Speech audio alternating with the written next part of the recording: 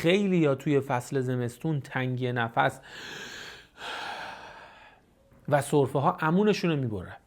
حالا سوای از آلودگی هوا و ماجراهای این تیپی، تنگی نفس و حالا عود کردن اونایی که آسم دارن، آسمشون عود میکنه و سرفه ها تو فصلهای سرد خیلی شایع و رایجه. بعد سرفه های نرو مگه میره؟ حالا هر کارش میکنی دیگه، مثلا سرما میخوره، بعد به تبع سرفه مبتلا میشه، سرماخوردگیش رفت میشه، سرفهش 3 ماه باهاشه، 6 ماه باهاشه، بعضا 1 سال سرفه باهاشه، مگه میره؟ میخوام اینجا در مورد همین سرفه ها و تنگی نفس بیشتر توضیح بدم بهت و صحبت بکنم که تو فصلهای سرد چه اتفاقی میفته این ماجرا و تشدید میشه، و بعد تکنیک‌ها و راه‌های اصلاح و کمک بهت رو بگم. ببین تو فصل سرد آدم‌هایی که جنس و علت خلطی یا سوء مزاجی تنگی نفسشون و ریه‌شون، یعنی علت اختلال ریه‌شون از سردی باشه، توی فصول سرد تشدید میشه. مثلا میگه که همیشه خدا من زمستون به زمستون نفسم تنگه، نفس تنگی میگیرم، همیشه خدا پاییز به پاییز، پاییز و زمستون من سرفم میگیره دیگه بندم نمیاد. این کسی که اینجوریه بدونه که ریشه این گرفتارش از سردیه و با خوردن و در معرض سردی قرار گرفتن تشدید میشه. مثلا ماست بخوره تشدید میشه، سرکه بخوره تشدید میشه، حالا شاید بعضن نمیدونم استرس و استراب بکشه تشدید میشه، فکر و خیال بکنه تشدید میشه، توی موقعیت‌های مکانی سرد تو کوهستان قرار بگیره تشدید میشه، تو شهرهای سردسیر بره تشدید میشه، درست خودش رو نپوشونه یه باد سرد بخوره که دیگه افتاده. این از سردیه.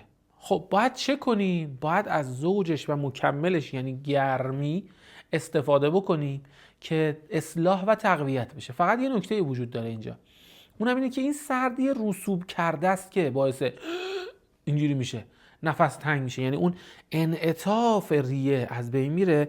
این یادتونه گفتم سردی انقباض ایجاد میکنه، حالا مخصوصا این سردی همراه خشکی باشه که دیگه انقباض دیگه اون انبساط و انعطاف ریه از بین میره، نفسش احساس میکنه قفسه سینه‌اش تنگه، نفسش قشنگ باز نمیشه و نمیتونه یه نفس عمیق بکشه. توی این فضای این مدل خشک شدن و سرد شدن خب نفسش تنگ میشه.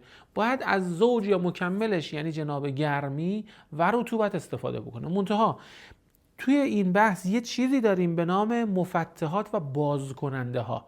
حتما از یه سری تکنیک ها استفاده بکنه که باز بکنه انسدادها و این انقباضات ریش رو تا نفسش باز بشه. یادتونم باشه یکی از دلایل تنگی نفس لای دنده های ما یه پرده های عضلانی وجود داره که بعضن انقباض و سرد شدن و باد خوردن و رسوب اصطلاحاً خون غلیظ توی این پرده های عضلانی باعث میشه که این قفسه سینه ما رو به همدیگه بچسبونه و واقعا از همدیگه نتونه باز شه. اصلا لای دنده های ما این پرده های عضلانی هست به خاطر اینکه عضله انعطاف داره، اینا راحت باز و بسته شه.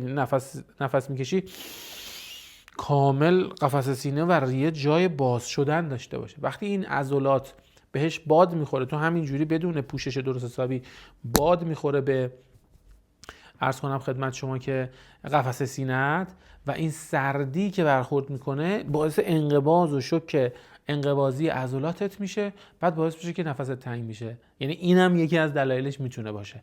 حتما باید پوشش داشته باشه درست ناحیه سر و سینه که آسیب بهش وارد نشه.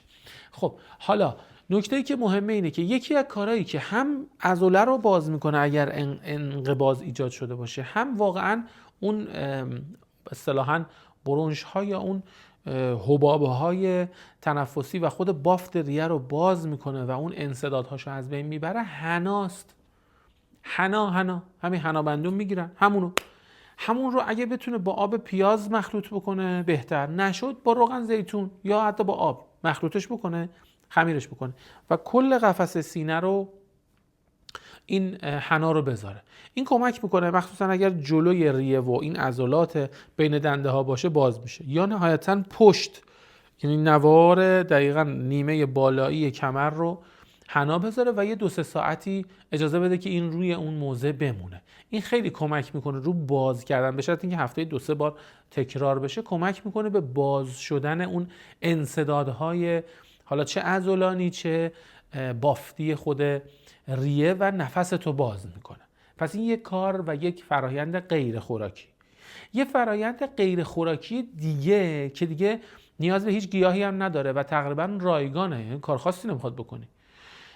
یک ماساژ خاص و یک اصطلاحاً تکنیک خاصه به نام سوجوک که تو کف دست انجام میشه. ببین این توپلی زیر شست رو نگاه کن. این توپلی زیر شست، این توپلی زیر شست رو اگر شما حالا تو هر دو تا دست به سمت شست شروع کنید ماساژ دادن، آرام آرام میبینید که نفس شخصی که خیلی اورژانسی هم میتونه اتفاقا عمل بکنه ها، تو همون ساعت و تو همون زمانی که شخص داری براش انجام میدی، یعنی تو همون چند ساعت اولیه اثرات و نتایج بسیار خوبی رو میبینی و همونجا بالمره تغییرات رو میبینی. شروع کن ماساژ دادن به سمت شست. این کف دست رو توپولیش رو شروع کن به سمت شست ماساژ دادن.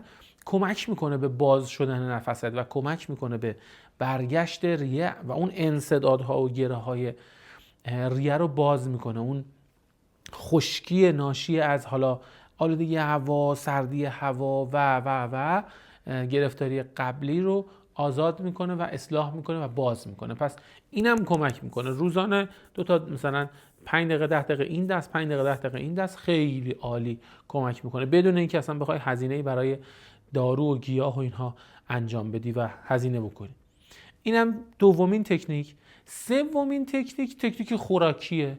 یک میوه‌ای که شایستگی بسیار بالایی داره، انقدر لولش بالاست، انقدر شأنیت بالایی داره که خدا قسم میخوره بهش تو قرآن.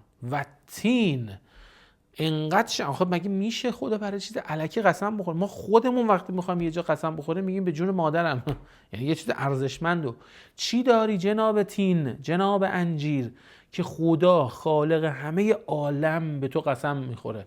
تو چه شأنیتی داری؟ حتما اینقدر لولت بالاست که جایگاه بالایی داری که خدا بهت قسم میخوره. حالا میخوایم از این جایگاه بالا و از این میوه با شأنیت بالا برای رسیدن به حال خوبمون ازش استفاده بکنیم. چیکار کنیم؟ همین انجیر خشک رو که ترجیحاً هرچی ارگانیک‌تر و سالم‌تر بهتر، یه مشت انجیر خشک رو بریزید توی 2 تا 3 تا لیوان آب، اجازه بدید قشنگ بجوشه، به قلقل زدن بیفته، بخار بشه تا جایی که از اون 2 تا 3 تا لیوان فقط 1 لیوان آبش باقی بمونه. بعد تمام اون انجیرا رو توش فشار بدید کامل، عصارش آزادش لهش، دیگه هیچ آبی تو این توفال انجیر باقی نمونه. توفالش رو بذارید کنار و این آب گرم جوشیده انجیر رو همونجوری گرم آرام آرام شبا قبل خواب استفاده بکنید یا صبح ناشتا. تأثیرش رو خواهد دید بعد از یه هفته 10 روز، حالا بعضی حتی زودتر، که نفسش باز شد. اینا رو تجربیات بالینی بسیار زیاد و حرفه‌ای و تو منابع هم که بسیار بهش اشاره شده که خیلی عالی میتونه کمک بکنه برای اصلاح احوالات این تنگی نفس‌هایی که بندگان خدا توی فصل‌های زمستون بدجور گرفتارشن. حتما هم سعی بکنید، به عنوان نکته آخر، حتما هم سعی بکنید اونایی که مستعد تنگی نفس هستید یا دارید و همین که زمستون میشه همین بساط برقرار میشه، تو فصلایی که فصلای گرم که خیلی تحت فشار نیستید یا حتی تو همین تایمی که یه خود اذیت میشید، تو زمان بین الطلوعین تنفس عمیق شکمی داشته باشید، چون اون موقع هم هوا خوبه، هم تنفس عمیق شکمی تقویت ریه میکنه برای تو و در برابر اون شدائد و سختی هایی که توی خود تنگی نفس برای تو اتفاق میفته، آستان تحملتو میبره بالاتر. یعنی اگه تو روزانه چند بار حمله تنگی نفس به دست میداد، حالا شده هفتگی، بعد نمه میشه ماهانه و بعد آروم آروم با اذن عنایت الهی انشالله اصلاح میشه. یادتونم باشه تمام دوا درمون ها زمانی اثر میکنه که خدا تاییدیش رو داده باشه و این بدن آمادگی اصلاح شدن رو داشته باشه. یکی از چیزایی که آمادگی و اذن خدا رو در حقیقت میگیری، با این کار استغفار کردنه.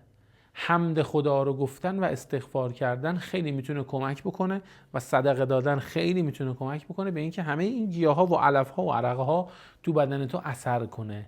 متشکرم. حتما اگر از این دست ویدیوها راضی هستی لایک یادت نره، چون با لایک کردن و معرفی این پیج است و این چنل است که شما میتونید آدم‌های بیشتری رو این حرفا رو به گوششون برسونید. و حتما هم چنل من رو سابسکرایب کن اگر نداری. متشکرم، ارادتمندم.